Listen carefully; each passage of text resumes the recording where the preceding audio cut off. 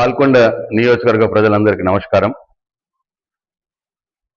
నేను భీమ్గల్లో 100 పడకల ఆసుపత్రిని పూర్తి చేయాలని మేము ప్రభుత్వంలో ఉన్నప్పుడు మంజూరు చేసి 75% పనిచేసిన పనులవి. ఒక 20-25% మిగిలిన పనులు.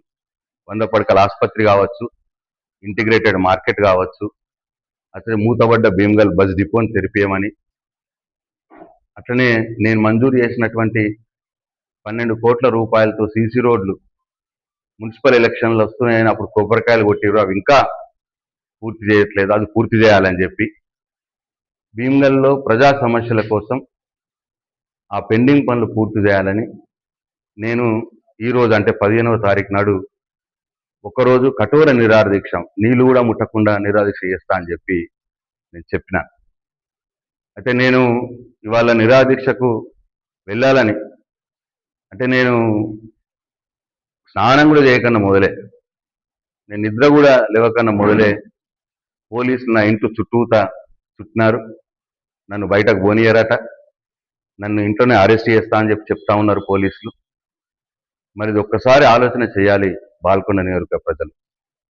నేను చాలా అహింసా మార్గంలో, నేను రాస్తారోక చేస్తాను లేదు, ధర్నా చేస్తాను లేదు, నా ఇచ్చి నేను శిక్ష వేసుకొని ఒకరోజు నేను నిరాహార దీక్షలో కూర్చుంటా, అహింసా మార్గంలో కూర్చుంటానంటే ఈ ప్రభుత్వం నన్ను అనగదొక్కే ప్రయత్నం చేస్తూ ఉన్నది. మేము ప్రజల కోసం పోరాటం చేస్తున్నాం, ప్రజల సమస్యలు తీర్చమని చెప్పి నేను దీక్ష చేస్తాను తప్పిస్తే నా కోసం కాదు. ఆ హాస్పిటల్ పని పూర్తి చేయాలని, ఇంటిగ్రేటెడ్ మార్కెట్ పనులు పూర్తి చేయమని, బస్ డిపో తెరిపియమని, సీసీ రోడ్లు పూర్తి చేయమని, భీమ్గల్ ప్రజల సమస్యలు, బాల్కొండ నియోజకవర్గ సమస్యలు చేయాలని చెప్పి మేము అడుగుతున్నాం తప్పిస్తే వేరేది కాదు.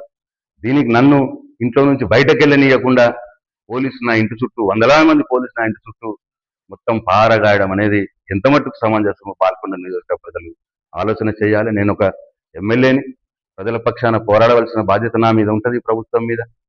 మరి వాళ్ళు వచ్చి నా దీక్షలో వచ్చి, దీక్షా శిబిరంకి వచ్చి మేము నెలలో పూర్తి చేస్తాం, 2 నెలల్లో పూర్తి చేస్తాం అని మాట ఇస్తే నేను దీక్ష విరమిస్తా కదా.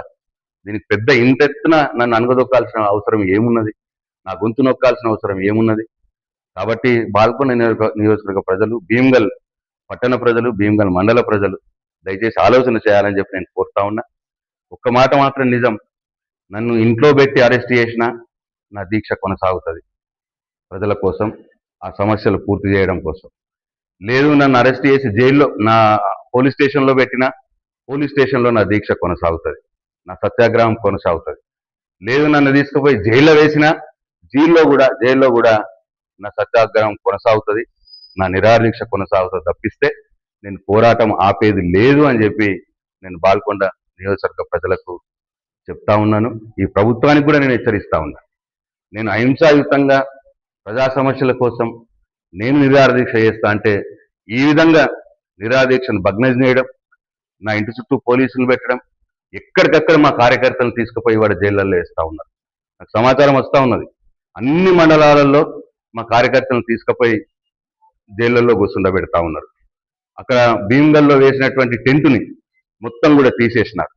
చివరికి ఫ్లెక్సీలు పెట్టినారు మా కార్యకర్తలు, ఇవాళ ప్రశాంత్ రెడ్డి గారు నిరాహార దీక్ష చేస్తున్నారు అని చెప్పి ఫ్లెక్సీలు పెడితే ఆ ఫ్లెక్సీలు కూడా తీసేసే రాక్షస పని ఇవాళ ఈ ప్రభుత్వం చేస్తూ ఉన్నది. ఎందుకంత భయపడుతున్నారో అర్థమైతలేదు. సింపుల్గా నేను ఒక ఎమ్మెల్యేగా ప్రజా సమస్యలు తీర్చమని అడుగుతున్నాను. ప్రభుత్వం నుంచి ఎవరో ఒకరు వచ్చి మేము చేస్తాము, పూర్తి చేస్తాము, 1 నెలలో చేస్తాము, 2 నెలల్లో చేస్తాము అని చెప్పొచ్చు. మరి దానికి అది ప్రజలకు చెప్పకుండా, సమస్యలు పూర్తి చేస్తాం, పనులు చేస్తామని చెప్పకుండా నా గొంతు నొక్కినంత మాత్రాన ఈ పోరాటం ఆగదు. నేను ఎక్కడున్నా, నా ఇంట్లో ఉన్నా, నన్ను జైల్లో వేసినా, నన్ను పోలీస్ స్టేషన్లో వేసినా, ఎక్కడ వేసినా నా ఇవాళ ఒకరోజు దీక్ష మాత్రం కొనసాగుతుంది. ప్రజలుగా ఈ నియోజకవర్గంలో ఉన్నటువంటి ప్రజలు, భీమ్గల్ పట్టణ యువత, కుల సంఘాలు, అట్లనే వీడీసీ సభ్యులు, అట్లనే భీమ్గల్ మండలంలో ఉన్నటువంటి యువత, అన్ని వర్గాల వారు ప్రజలు నా ఈ నిరాహార దీక్షకు మద్దతు తెలపాలని చెప్పి నేను మనస్ఫూర్తిగా కోరుకుంటా ఉన్నాను. జై తెలంగాణ, జై కేసీఆర్.